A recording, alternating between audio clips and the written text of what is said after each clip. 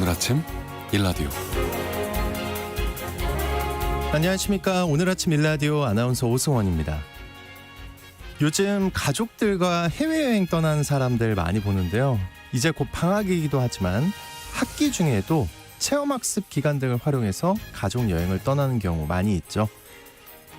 그런데 이런 해외여행을 가지 못하고 수업에 꼬박꼬박 참여한 학생들을 요즘 초등학생들 사이에서 개근거지라고 부른다고 합니다.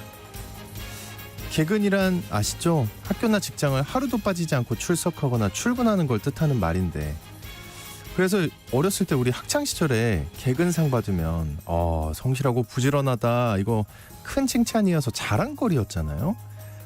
근데 이제 개근은 친구들에게 놀림거리, 경제적 불평등과 상대적 박탈감을 느끼게 하는 그런 말로 쓰이는 겁니다. 우리 사회가 그만큼 불평등하고 남과 비교하는 삶에서 자유롭지 않다는 뜻인데요. 사회 경제가 변화해도 절대 바뀌지 말아야 할 게 있죠. 개근, 근면성실은 칭찬받을 일입니다.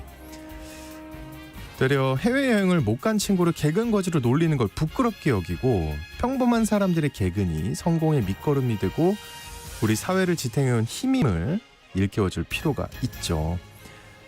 또 잘못된 비난에 상처받지 않고 자존감을 키우는 노력도 어른은 물론 아이들에게도 중요할 것 같습니다. 7월 9일 화요일 오늘 아침 일라디오 출발합니다.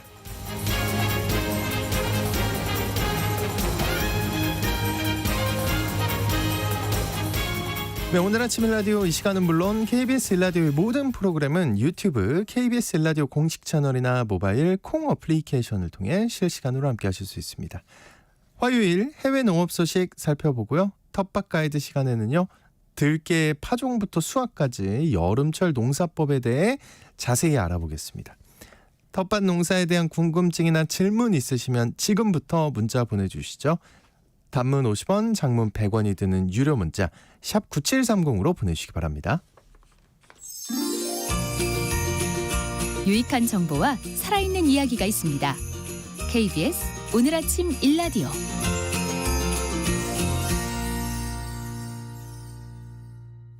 다양한 해외 농업 소식 살펴보겠습니다. 외신캐스터 조윤주님 나와주셨습니다. 어서 오십시오. 안녕하세요. 이렇게 온화한 미소로.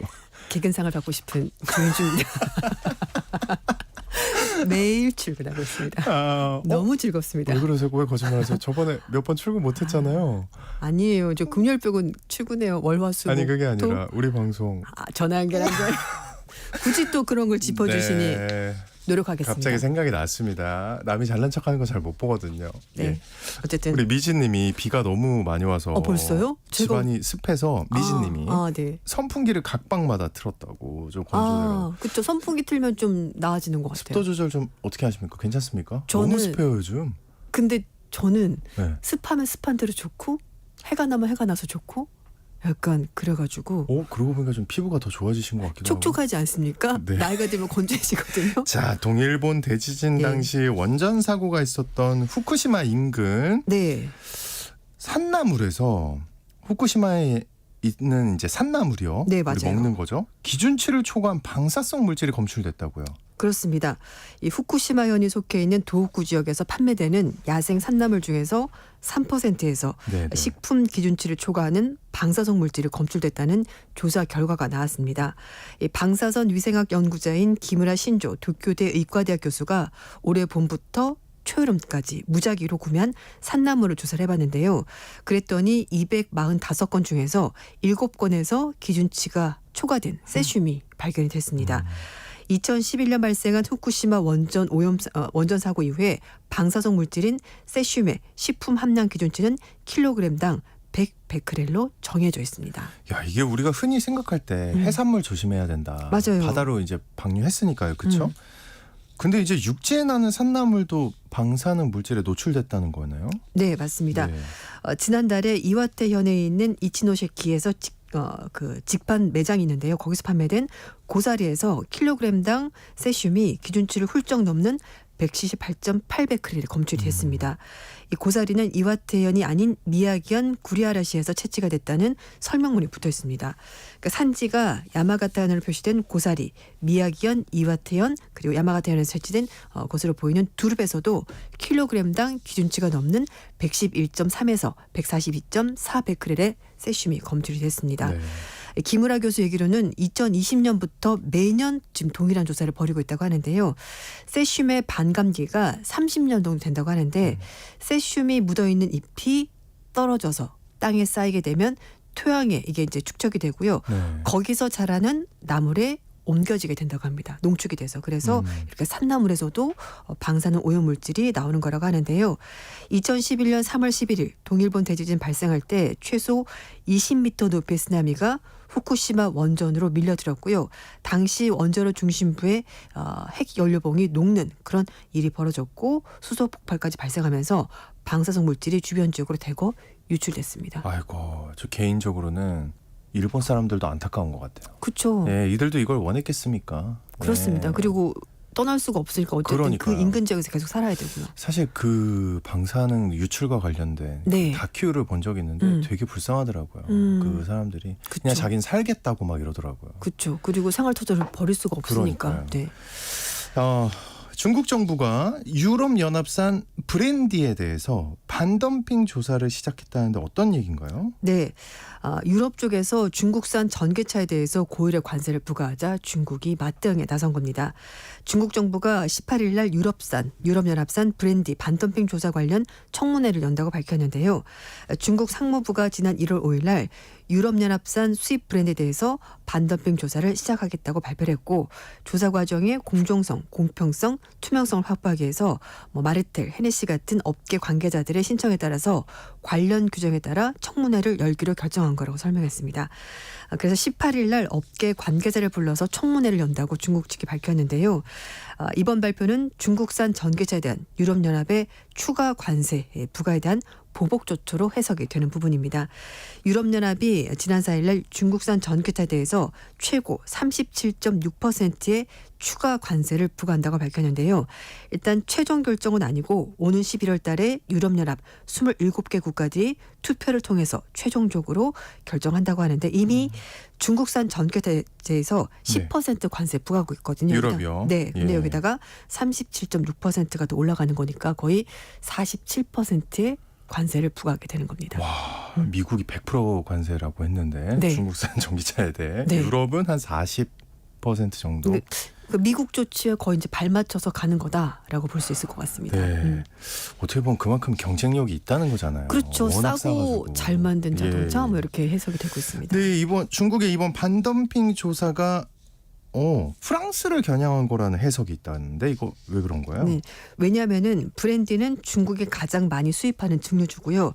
수입 브랜드 99%가 프랑스산 꼬냑으로 알려져 있습니다. 이 브랜드에 대한 반덤핑 조사를 통해서 프랑스를 압박할 거다. 뭐 이런 얘기가 나오고 있는데 이 중국산 전기차에 대해서 고율의 관세 부과를 해서 중국 측이 모든 조치를 취하겠다라고 말하면서 자국 이익을 보호하기도 말했고 그래서 이제 프랑스가 일단 지금은 타깃이 된 것 같습니다. 중국은 유럽산 브랜디뿐만 아니라 독일이 강점을 가지고 있는 가솔린 차량 그리고 스페인, 덴마크 등이 중국에 많이 수출하는 돼지고기, 유제품에 대해서도 추가 관세 부과를 검토하고 있다고 합니다. 그렇군요. 그러니까 각 나라마다 주요 수출품에 대해서 중국이 이제 압박을 가하는 거죠. 이제 요즘 느끼는 건 자유무역이라는 건 없어진 것 같아요. 근데 사실 세계에서. 학교에서 배울 때만 해도 자유무역이 모두에게 좋은 거다. 이롭다. 네. 싼 거를 수입을 해서 우리가 저렴한 물건을 쓸 수 있다. 근데 지금은 다들 이제 아닌 것 자국 같습니다. 산업만 예, 보호하는 예. 쪽으로 네. 맞습니다. 중국의 한 대학이요. 또 4년제로 커피학 전공을 개설했다고요. 와우. 네, 맞습니다. 네. 중국 남부 윈난성의 윈난 농업대학 열대 작물학원이 농업대학. 예. 올해 3월 달에 중국 당국으로부터 커피 과학 공학 학사 과정을 승인받았다고 합니다. 커피 공학. 네, 예. 그러니까 학사니까 이제 4년제 학부 네. 과정을 말하는 건데요. 커피 향미 화학과 그리고 품질 안전 테스트를 포함해서 뭐 공장 설계라든지 환경 보호, 세계 커피 부역, 공학 이론, 영양 건강 이런 것들이 학과 과정에 포함이 돼 있다고 하는데요. 대학 측은 학부 과정에서 커피를 전문적으로 교육하는 중국 최초의 전공이라고 설명했고 지원하는 학생들은 자연과학에 대한 탄탄한 기초 지식과 기본 이론 그리고 커피 과학 공학 분야에 대해서 기능을 갖춰야 된다고 설명했습니다. 이 커피 과학 공학 전공은 이제 이미 3월달에 문을 열었고 교재도 발간됐고요. 온라인 교육 과정도 개설이 되어 있다고 합니다.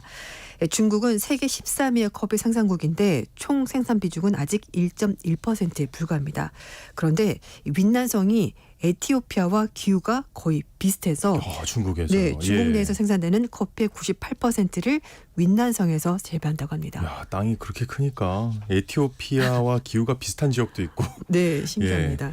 지금 비가요. 국지적으로 굉장히 많이 오나 봅니다. 조금 전 6시 20분을 기해서요. 경북 청도군 지역에 호우경보가 발효됐다고 합니다. 비 피해가 없도록 만전을 기해 주시기 바랍니다. 에티오피아는 근데 아프리카잖아요. 네. 확실히 놀랍습니다. 중국에 비슷한 기후가 있다. 네, 그렇습니다. 그리고 이제 다른 곳에서도 이제 커피 관련 학과가 있긴 한데요. 스위스 쥐리 응용과학대는 커피 과학을 학과 과정에 포함시켜서 커피 전문 연수 과정이 있고 그리고 지난 5월달에 미국 캘리포니아 대학교 데이비스 캠퍼스는 커피학 전공은 아닙니다만 선택 과목으로 미국 최초로 커피 연구센터를 개설했다고 합니다. 근데 사실 커피 원두 가격 많이 올랐습니다. 네. 인스턴트 커피의 주요 원료인 로부스타 원두 가격이 2020년 킬로그램당 1.3달러였는데요. 지금은 4월달 기준 3.97달러까지 올라갔습니다. 3배 올랐고요. 그리고 이제 우리가 먹는 원두 커피 아라비카 원두도 2020년 파운드당 1.12달러였는데 지난 4월달 기준 2.1달러로 거의 2배 가까이 올랐습니다. 이렇게 커피 가격이 원두 가격이 많이 오른 이유는 베트남, 브라질 등 국가에서 가뭄이 이어지면서 생산량이 줄어든 것으로 보이고요. 그리고 원두 가격 상승이 지속될 경우 커피 전문점 가격도 올라가지 않을까 뭐 이런 관측이 나오고 있는데 요즘 그래도 아직은 좀 먹을 만한 것 같습니다. 네, 그렇기도 하고 이미 물가가 많이 올라서 맞아요. 맞습니다. 이런 거 웃으면 안 되는데 네, 너무 많이 약간 올랐어요. 요즘 포기했다는 느낌이 좀 들어요. 네, 요즘 밖에서 점심 먹으면 진짜 와 그냥 네, 말 맞아요. 아끼겠습니다. 예, 고물가 때문에 네. 그 신선식품 대신 냉동식품을 찾는 미국 직장인들이 늘었다고요? 그렇습니다. 미국도 이런가요? 미국이 정말 인플레이션이 심하다고 하거든요. 예. 고물가. 그래서 직장인들이 신선식품으로 식사를 하는 것이 아니라 뭐 냉동 야채 아니면 뭐 라면 이런 걸로 자신들의 그 식료품 단가를 낮추려고 한다는 겁니다. 그러니까 비싼 식료품 때문에 하루 한 끼 또는 두 끼만 먹는 사람들도 있다고 강제 하는데, 다이어트를. 예, 맞습니다. 그래서 영국의 BBC가 보도한 내용이고 펜실베니아 쪽에 살고 있는 앨리스란 사람인데 여성인데요. 그 간호조무사로 일을 하고 있다고 하는데 이것만으로는 생활비가 감당이 안 돼서 아르바이트를 하고 있다고 합니다. 4년간 물가가 계속 오르면서 일자리 하나만으로는 식료품 가격을 감당할 수 없기 때문이라고 하는데 그래서 슈퍼마켓에 가면 자신이 주로 썼던 그런 제품들도 소위 말해 브랜드 제품들 쓰지 못하고 이제 브랜드가 없는 그런 걸로 사고 있고요. 2021년 1월달 이후 현재까지 식료품 가격이 25% 정도 올랐습니다. 그러다 보니까 25%. 생활비를 감당하기 힘들어서 결국 이렇게 먹는 거를 줄일 수밖에 없다라고 하는데요. 미국의 인플레이션 심각한 수준입니다. 특히 식료품 가격이 크게 오르면서 코로나19 대유행하기 이전 대비해서 생활비가 20% 넘게 가구별로 올랐다고 하고요. 미국인들은 작년에 소득의 11%를 식비로 사용했는데 1991년 이후 가장 높은 비율이라고 합니다. 그러니까 뭐 월급 받아서 먹을 거 사고 나면은 좀 많이 돈이 안 남는다. 그리고 여긴 또 월세를 많이 내니까 그런 부분도 있고요. 특히 물가가 높아지면서 가장 어려움을 겪는 계층이 젊은 층, 저소득 그리고 소수 인종들인데요. 조 바이든 행정부의 지지층이 이런 층들인데 이번 선거에서 그래서 바이든이 좀 패배할 가능성이 더 커진 것 아니냐 뭐 이런 해석까지 나오고 있습니다. 최근 여론조사 보더라도 유권자들은 경제 문제에 대해서 바이든의 상대 후보인 트럼프 전 대통령을 더 신뢰한다는 조사 결과도 있다고 합니다. 네, 그래도 미국 제일 잘 사는 나라 중에 하나고 GDP 8만이 넘는데 네. 이렇게 힘든데 우리는 어떻겠습니까? 그리고 또 미국은 빈부격차가 좀 심한 나라 뭐 그런 것도 근데 있긴 우리도 그런 것 같지 않아요? 점점 심해지는 것 그러는 같습니다. 것 같아요. 예. 네, 맞아요. 바다에 설치하는 해상풍력 발전기가 바다 생태계를 파괴할 가능성이 있다는 주장 이미 여러 차례 제기가 됐는데 네. 상어는 별 영향을 받지 않는다 이런 연구 결과가 나왔다고요? 네, 그렇습니다. 해상 풍력 발전의 가장 큰 문제점이 소음, 진동, 전자기파 이런 건데요. 이것 때문에 바다 생태계에 악영향을 준다라는 연구 결과가 있었는데요. 하지만 상어는 이런 것들에 대해서 전혀 성장하는데 생존하는데 방해를 받지 않는다는 연구 결과가 나왔습니다. 프랑스 국립자연사박물관의 연구팀 조사 내용인데요. 해상 풍력발전 단지 주변에 살고 있는 상어들이 전기장의 영향을 받지 않는다는 연구 결과를 발표했습니다. 미세한 전류를 감지해서 먹이를 찾는 상어의 생존을 위협할 정도로 뭐 그 얘기가 있다고 하는데 하지만 막상 봤더니 상어들은 전혀 영향을 받지 않는 것으로 이렇게 파악이 됐습니다. 네, 흥미로운 해외 농업 소식 지금까지 외신캐스터 조윤주님과 함께했습니다. 오늘 말씀 고맙습니다. 감사합니다.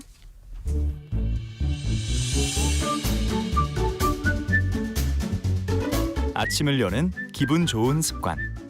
KBS 오늘 아침 1라디오.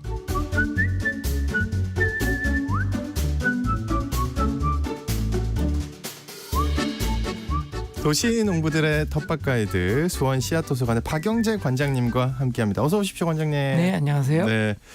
자, 여러분 오늘 텃밭과 관련해서 궁금한 점이 있으시면요. 단문 50원, 장문 100원이 드는 유료 문자 샵 9730으로 지금 바로 문자 보내주시기 바랍니다. 자세하게 답변해 드릴게요. 수원은 지금 어떤가요? 비 많이 오나요?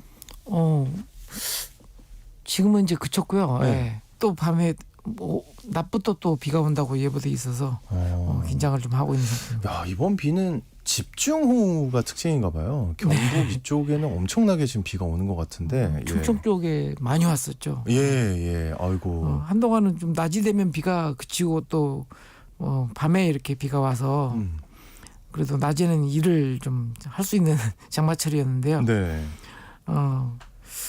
밤에는 또 비가 내리는 소리에 아주 자장가 소리 맞아 삼아서 아주 편하게 잠을 잤습니다. 아직 본격적인 더위가 오지 않았지만 좀 남부지방에는 꽤 더웠다고 하더라고요. 네.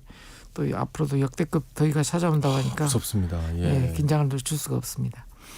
요즘 밭에 들깨 모종을 심고 있어서 지난주 질문 들어온 들깨에 대한 이야기를 한번 해보도록 하겠습니다. 맞습니다. 우리 청취자분들이 들깨를 특히나 좀 많이 물어보셨어요. 예. 그런데 들깨도 들깨인데 참깨도 있잖아요. 예. 예.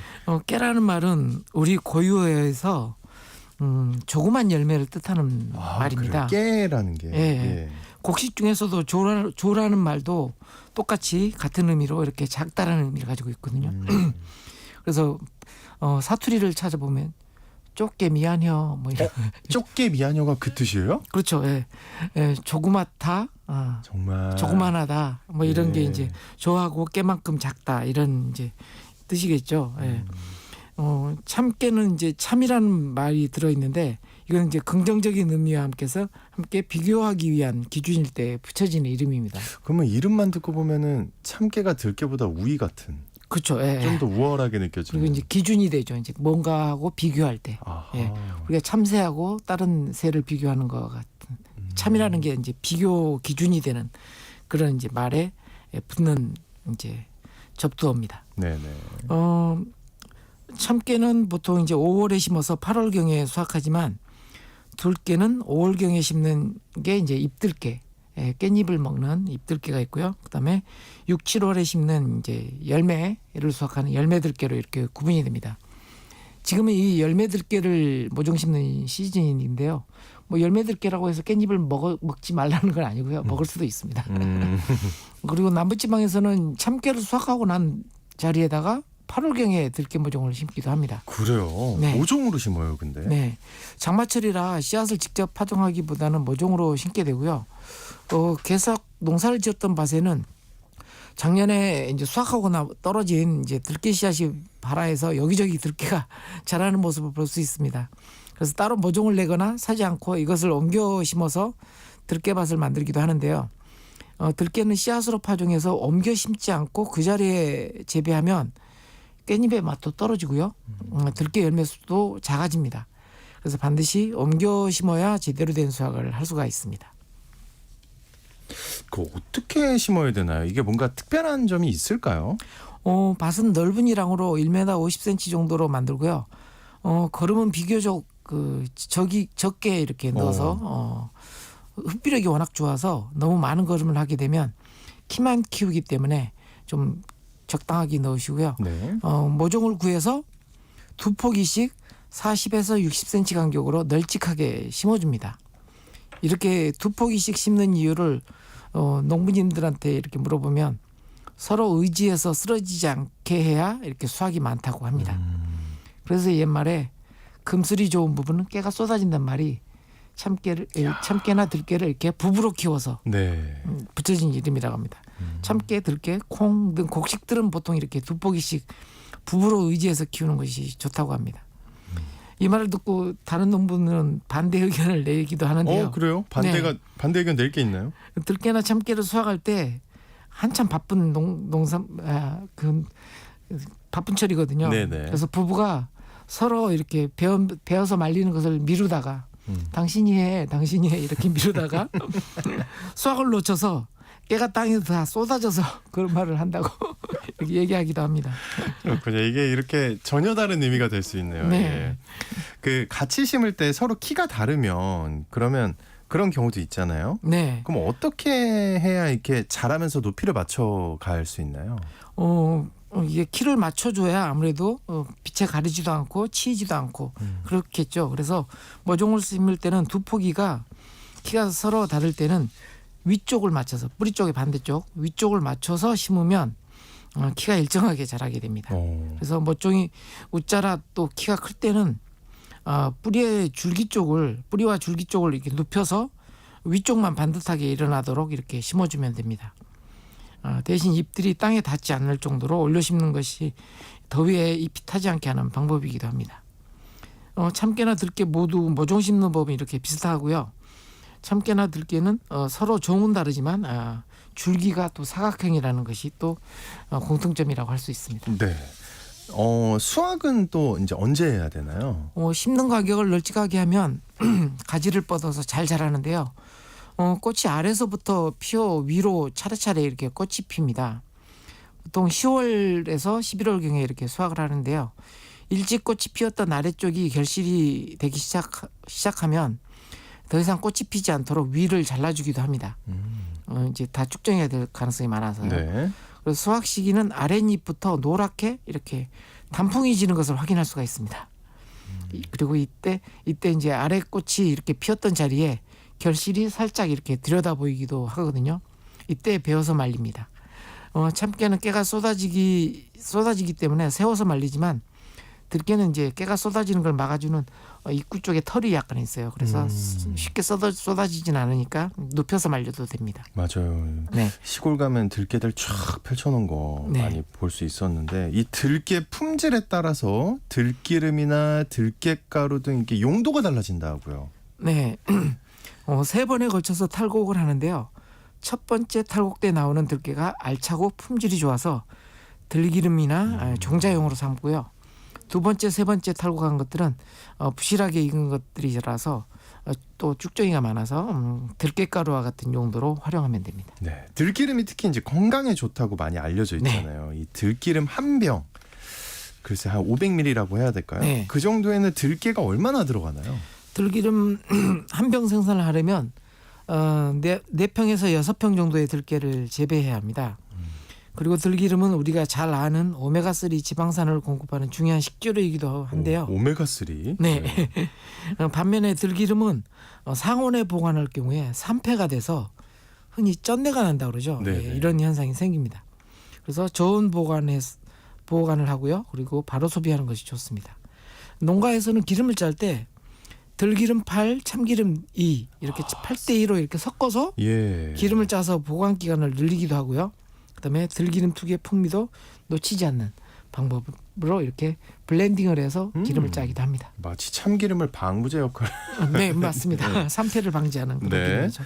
그 품질을 좌우하는데 밭 주변의 환경이 중요하다고요. 네, 밭 주변의 환경도 들깨 재배에 중요한데요. 네. 들깨 심을 밭 주변에 빛 공해가 없는지 잘 살펴야 합니다. 밤에는 어둡게 유지되어야 결실을 맺는데 주변에 가로등이나 불빛이 들어오게 되면 결실을 맺지 않고요. 깻잎만 수확할 수 있게 됩니다. 그래서 결실을 보기 위해서는 가로등을 끄든지 아니면 지역 행정센터라든지 이런 곳에 민원을 제기해서 밭으로 향하는 빛을 가려줄 수 있는 갓을 씌워달라고 이렇게 해야 합니다. 그래요. 이게 낫겠네요. 갓을 씌우는. 또 왜냐하면 빛이 없으면 또 네, 방범등이 그렇죠. 필요하니까요. 예, 네. 예. 그 들깨를 심으면 그리고 산짐승 피해를 막을 수 있다고요. 네, 이거 너무 좋은데요? 들깨는 산짐승들이 싫어하는 작물이라서 산 근처에 밭을 두어 고라니 피해가 많은 곳에서는 들깨를 심으면 좋습니다. 전국적으로 고라니 피해를 입지 않은 곳이 없어서 들깨가 굉장히 선호되는 작물에 속합니다. 아, 그렇군요. 자, 이제 청취자분들이 보내주신 사연과 질문 살펴보는 시간 갖도록 하겠습니다. 지난주에 답변 못 해드린 것부터 살펴볼게요. 7123님 질문을 2개로 보내주셨네요. 첫 번째 질문이 토마토가 익으면서 아랫부분이 까맣게 썩어가고 있는데 뭐가 문제일까요? 네. 예, 첫 번째 질문인데요. 이게 이제 비 오거나 이렇게 이제 폭염기에 자주 오는 증상인데요.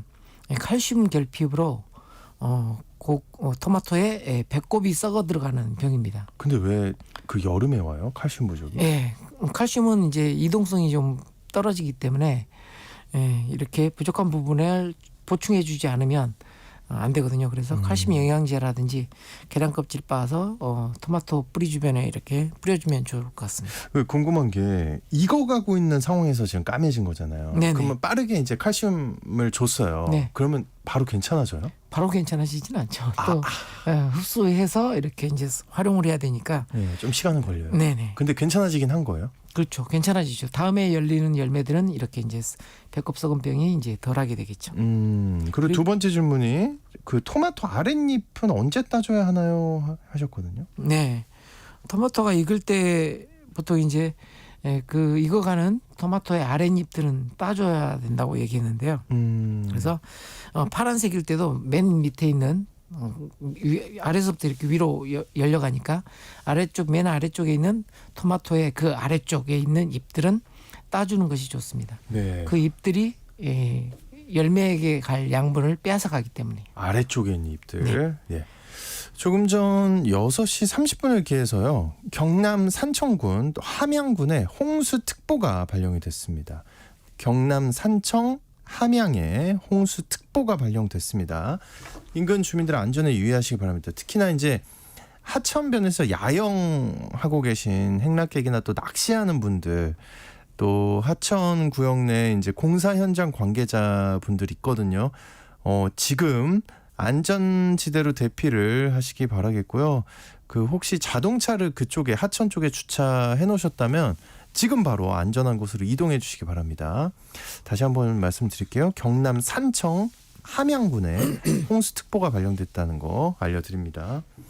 자, 6737님 브로콜리가 잎만 무성하고요. 가운데 송이가 안 생겨요. 모종 심은 지는 2달 정도 됐습니다. 어떻게 된 일일까요? 네.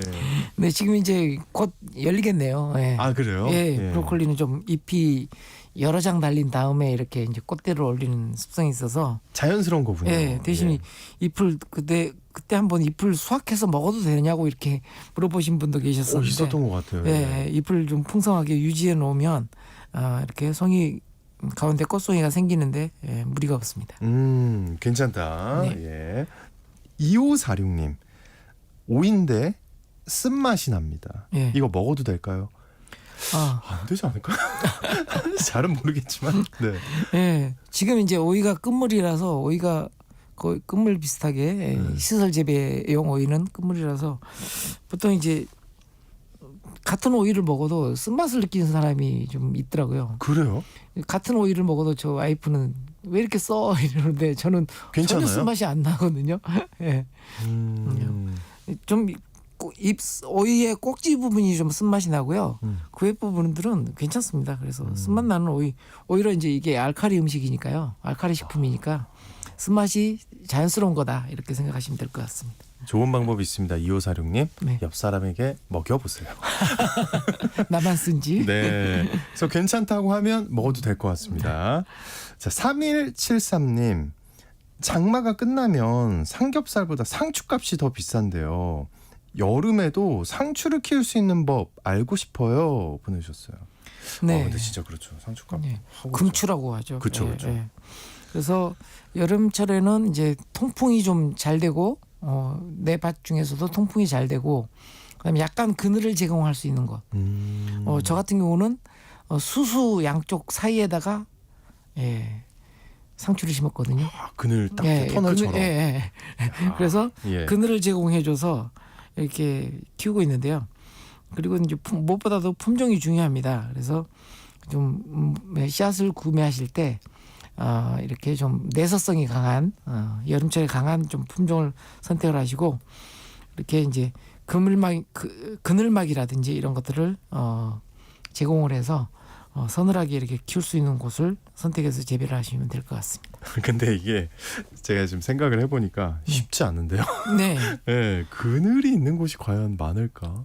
그래서 싶어요. 제 밭 네. 주변에가 상추 재배하는 농가들이 굉장히 많거든요.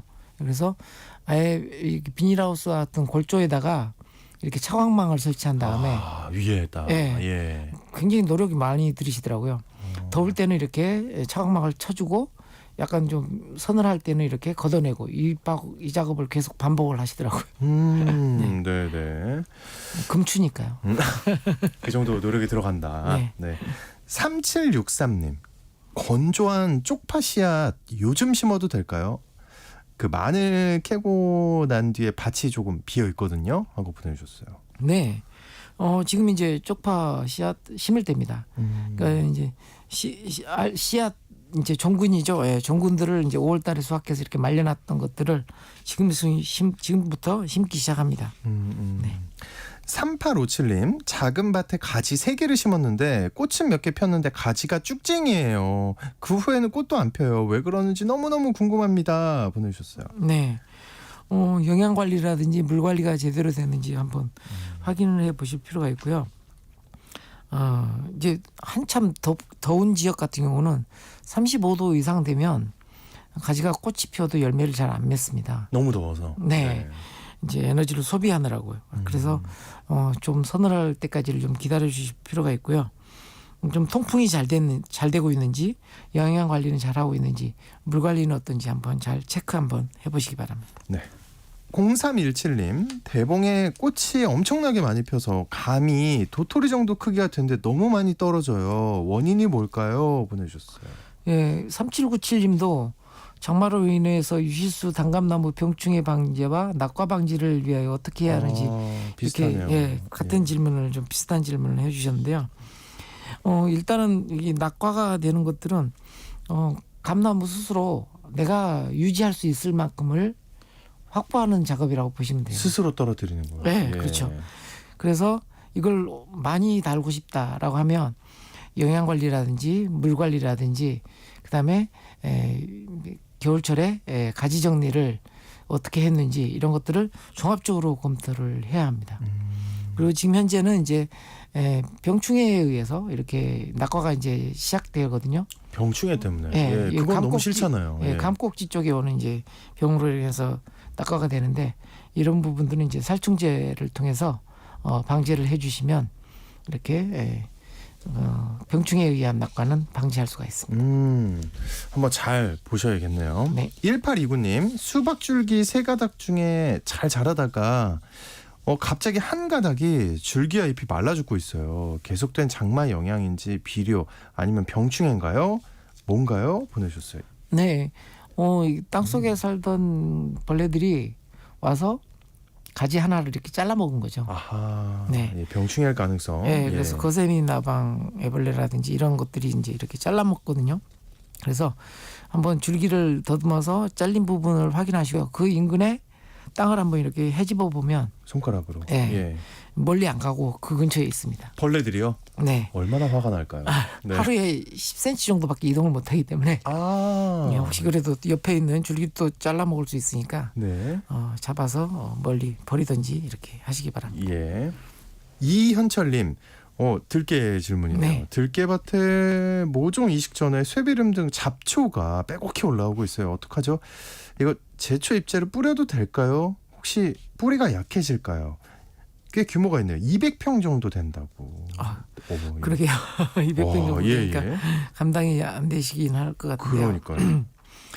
지금이 이제 7월 초에 해당되니까 뭐 검은 차광망이라든지 이런 걸로 좀 덮어서 좀 일단은 그 잡초 새를 좀 약화시킨 다음에 너무 잘 자라니까. 예, 그래서 좀 늦게 파종하는 늦게 심을 들깨 모종으로 이렇게 심으시면 좀 될 것 같습니다. 저 같은 경우도 일단은 수확하고 나서 한동안 좀 이렇게 방치해야 될 밭들 같은 경우는 차광망으로 쫙 덮어주거든요. 그러면 한 달 정도만 덮어주면 풀들이 깨끗하게 없어집니다.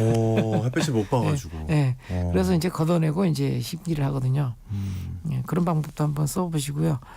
가능하면 친환경적으로 좀 밭을 돌보시기 바랍니다. 아직은 좀 시간이 있으니까요, 그죠? 네네. 그 방법 차광막으로 이렇게 막는 거 못 자라게. 7910님, 저는 경남 창원에서 14년 블루베리 농장을 졌습니다. 사정상 작년 9월에 서울로 와야 해서 이 블루베리 4그루를 가져와서 심었고요. 제가 그동안 키웠던 방법을 가지고 26층 베란다에서 키워서 수정도 인위적으로 해서 열매도 열리고 했는데 키우다 보니까 잎 끝자락에 좀 진이 발생하는데 왜일까요? 하고 보내주셨어요. 일단은 충해일 가능성이 많고요. 아파트 베란다인데. 예. 아마 이제 옮겨왔으니까 그때 이제 따라온 애들이 있을 거예요. 네. 그래서 진딧물이나 이제 응애일 가능성들이 있습니다. 그래서 가장 간단하게는 비눗물로 이렇게 분무를 해서 좀 깨끗하게 이렇게 진딧물이나 응애를 제거하는 것이 좋을 것 같습니다. 비눗물로. 네. 그러면 따로 비눗물로 한 다음에 물을 또 해줘야 돼요? 나중에 또 이제 물 줄 때 이렇게 씻어내면 되니까요. 예. 그 진딧물인지 응애인지 아마 잎이 이제 이렇게 자세히 살펴보면 이렇게 노랗게 또는 이제 초록색으로 이렇게 점점점점이 이렇게 박혀 있는 모양이 보여요. 그러면 이게 진딧물이나 응애가 같구나. 그리고 또 응애는 약간 작은 아주 미세한 거미줄이 보여요. 거미줄? 네. 응애는 거미 종류거든요. 네, 그런 걸 보면 안 보여요, 눈에. 정말 작아서. 네, 그렇게 확인하실 수가 있습니다. 네. 4927님. 텃밭에 고구마를 심었었는데 캐서 먹어보니까 맛이 전혀 없어서 버린 적이 있는데요. 이 동네 사람들이 말하기를 토질이 맞지 않아서 우리 주변에서는 심지 않는다 이렇게 얘기했다고 합니다. 그 토양의 토질에 따라서 맛이 좌우되는지 아니면 이게 혹시 종자 문제였는지 알려주세요 하고 보내주셨어요. 예. 네, 고구마 할 때 말씀을 드린 적이 있는데 약간 그 모래땅, 모래 사질 토양에서는 밤고구마가 잘 되고요. 그다음에 약간 점질토, 황토흙이라든지 이런 데는 호박고구마가 맞습니다. 예, 그리고 고구마는 캐서 바로 먹으면 사실 네 맛도 내 맛도 아니에요. 맛이 좀 떨어져요. 근데 이제 이렇게 큐어링이라고 해서 좀 이제 말리고 오랫동안 숙성시키면 숙성시킬수록 맛이 진해지는 특성이 있습니다. 고구마가. 네, 예. 특히 이제 품종 중에 자색 고구마는 이게 당뇨에 좋다고 그래서 많이 심는데 얘는 캐서 수확해서 먹으면 아무 맛도 안 나요. 처음에. 근데 한 봄이 돼서 숙성 기간이 오래 지난 다음에는 아주 쫀득쫀득하니 그냥 그래요? 호박고구마 맛보다 더 당도가 높아집니다.